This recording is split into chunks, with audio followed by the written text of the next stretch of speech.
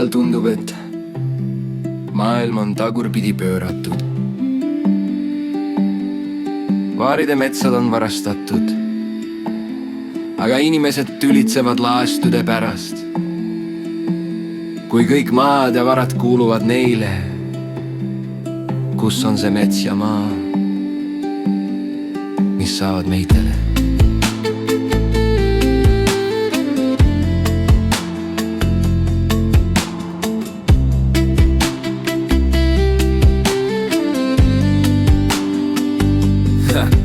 Räägitakse lisamaksudest, jootraha lisatakse arvele automaatselt.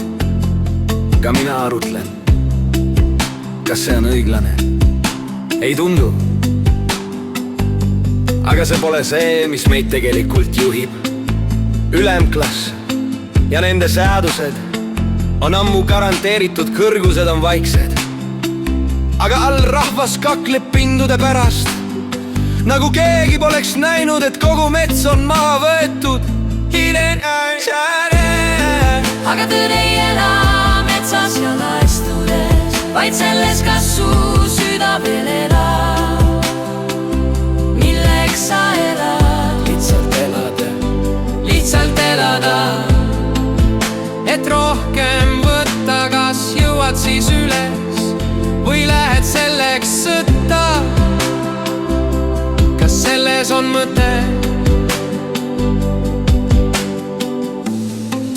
Niid, kes kraabivad varandust veriste ja annete aegade varjus. Hoid olemas eile on täna. Nad ei kao, nad muutuvad.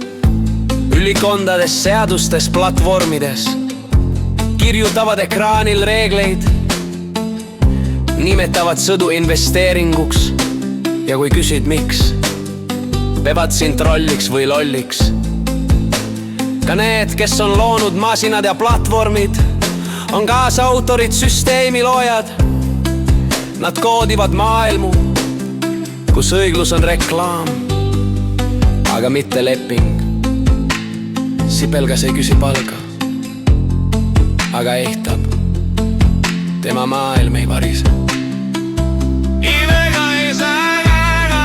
Tõde ei ela metsas ja laistudes, vaid selles, kas su süda veel elab.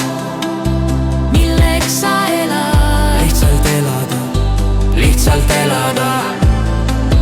Kui mu käed on täis, mida ma saan anda, kui mu süda veel mäletab, mis on püha, mis on õige ja tõde. Kui kõik kuulub neile, kus on see mets ja maa, mis saavad meitele.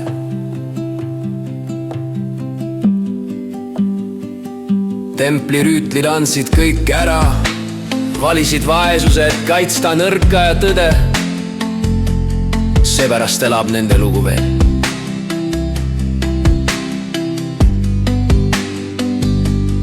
Metsad on varastatud, aga inimesed tülitsevad laastude pärast.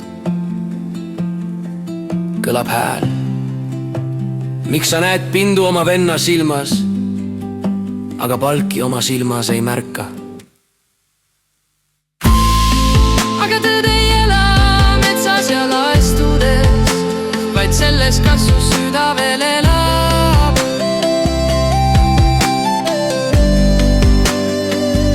Anna tagasi maa.